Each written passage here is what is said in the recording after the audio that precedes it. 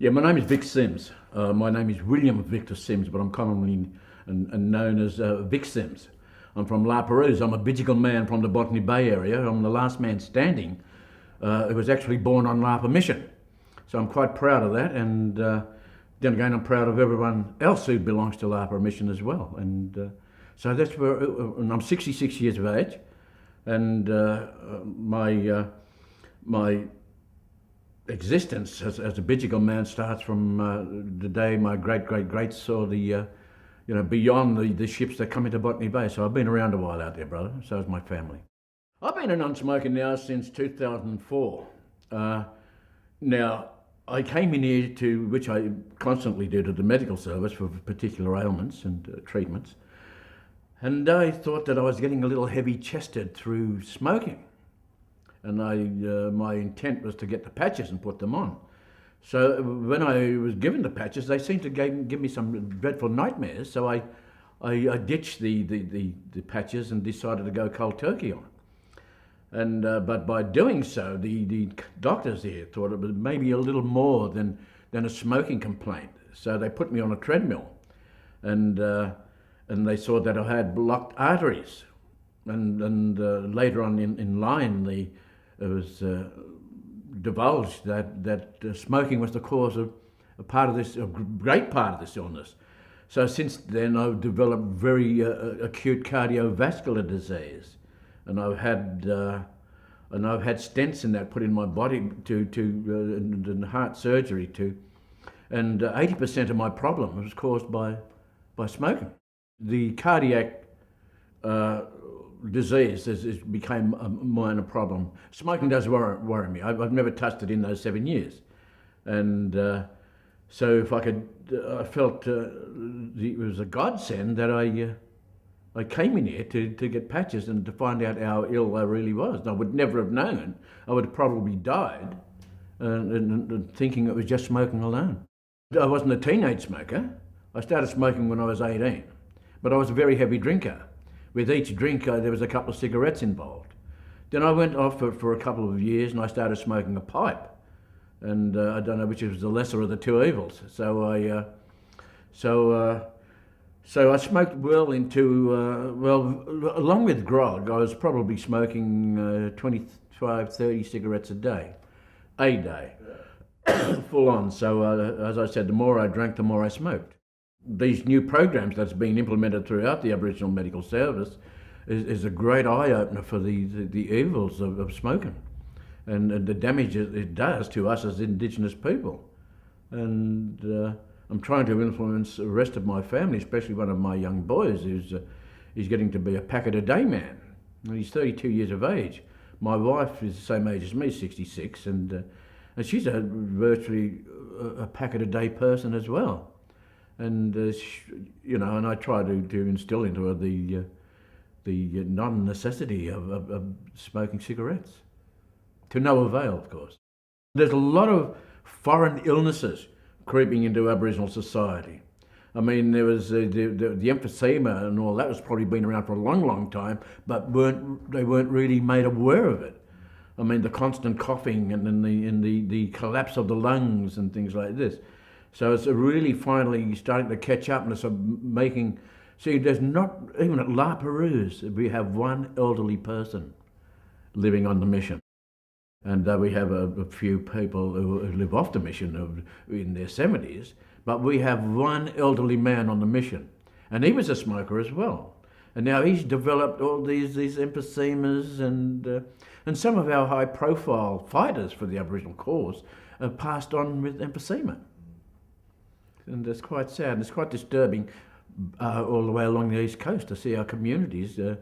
But I think with these federal anti-campaigns, it's starting to make people really aware and putting a sort of fear into because in my lifetime, as a young bloke, I was seeing 80 and 90-year-old people. They don't exist anymore. Lucky to reach 60, 70 years of age. I'm quite fortunate to reach the age I have, and thankfully, I think if I'd have kept smoking, I'd have been dead some time ago. Because as well as my cardiac condition, I suffer at times what they call ventricular fibrillation, so racing of the heart, and that's quite scary. So thankfully, it's no more smoking in my. But I hate being around people who are smoking because you could really see how it affects you. And I had a test the other week, and I haven't been smoking for 7 years, but I had a minute reading where passive smoking around me has brought it up to a level that's noticeable. The introduction of that from the days of old, when the First Fleet lobbed here, and they see these people walking around smoking cigarettes or pipes in that time. So they must have noticed over the years as well, that's for me, I'm going to want to get into this as well. Like with the introductions of all these foreign habits that were introduced in colonial days, such as the smoking and the drinking and stuff like this. So, and it's not cool to be a smoker, and I wish I had my life over.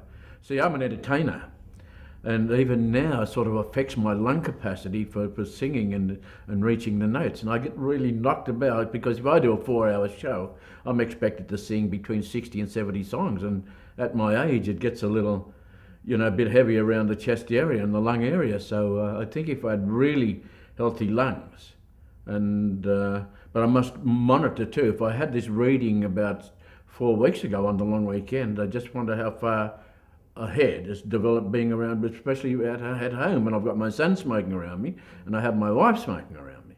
And then you go out to a pub and a club to have a drink, or someone's got to light up a cigarette, and you could feel the effects of it when you walk out of the pub. You could notice the difference in the air and your lung capacity.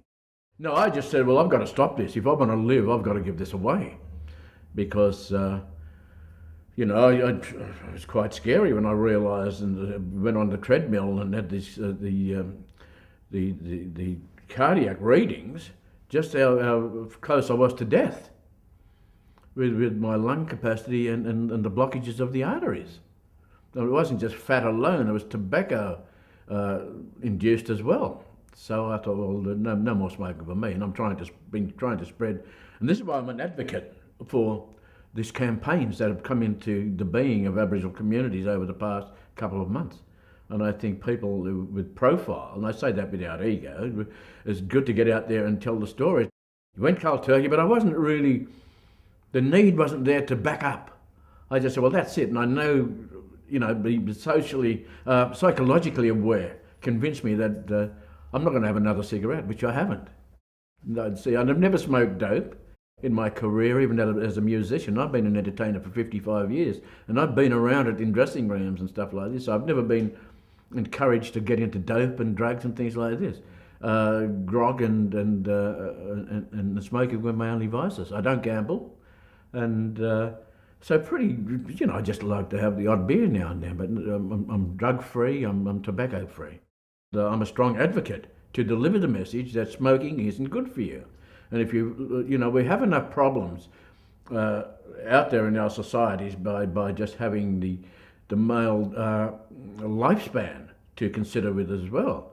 And smoking isn't going to make it any easy for me as a male or part of an Aboriginal society. It doesn't only dwell in the lungs and the well-being of males. We have a lot of women out there who are maybe more women are smoking more so than the males. That's the impression I tend to get. Now, most of my childhood pals are dead through smoking illnesses and heart illnesses, and the women I've grown up with since my school days have all had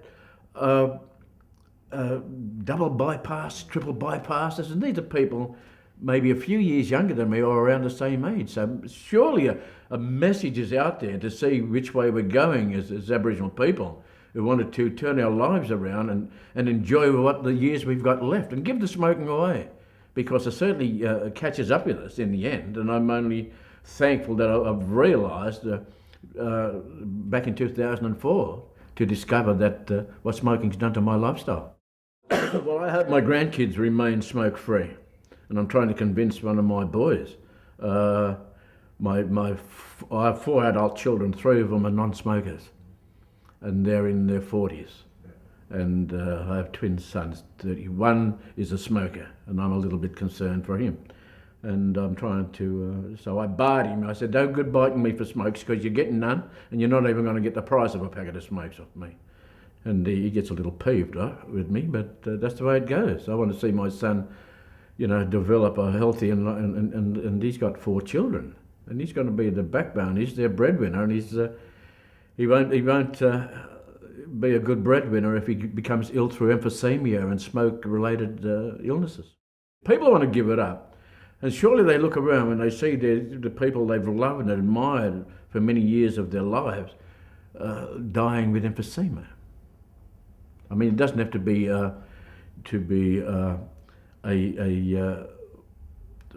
asbestos-induced lung illness, and because smoking and tobacco is just as bad as any asbestos lung illness. So we don't know which is the lesser of the two evils, you see.